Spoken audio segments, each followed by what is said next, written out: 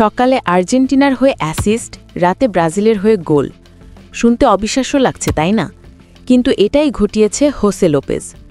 একদিনে দূর দেশের মাঠ কাঁপানো এই আর্জেন্টাইন স্ট্রাইকার।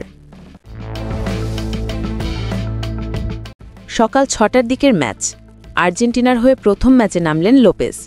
মাত্র ৬১ মিনিট খেলেই করে ফেললেন একটি দারুণ অ্যাসিস্ট। জাতীয় দলের জার্সিতে এমন আত্মবিশ্বাসী শুরু কেউ ভাবতেও পারেনি। এরপরে উড়াল দিল ব্রাজিলের পথে। ২৪ ঘন্টাও পেরোয়নি, মাত্র ২২ ঘন্টা এবার ক্লাব পালমাইরাসের জার্সি গায়ে রাত ৪টার ম্যাচে ৭৮ মিনিটে বদলি হয়ে নেমে ৮৪ মিনিটে গোল করে ফেললেন। ক্লান্তি? না, লোপেজের ডিকশনারিতে এমন শব্দ নেই।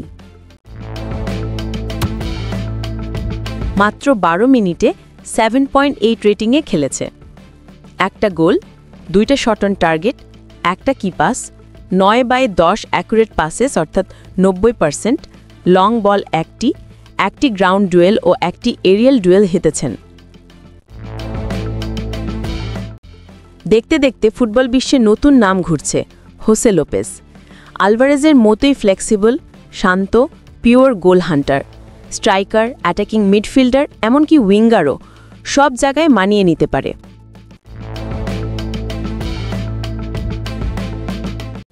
থিওরি হেনরির কথা মনে পারে?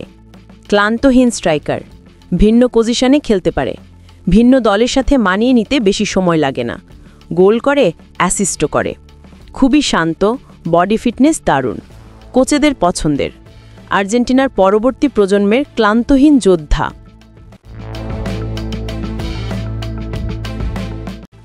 সকালে অ্যাসিস্ট, রাতে গোল। হয়তো এই ছেলেটিই হবে ২০২৬ বিশ্বকাপের নতুন sensation. Jose Lopez, remember the name. Jose Lopez সম্পর্কে কমেন্টে আপনাদের মতামত জানান। ভিডিওটি ভালো লাগলে লাইক এবং সাবস্ক্রাইব করতে ভুলবেন না।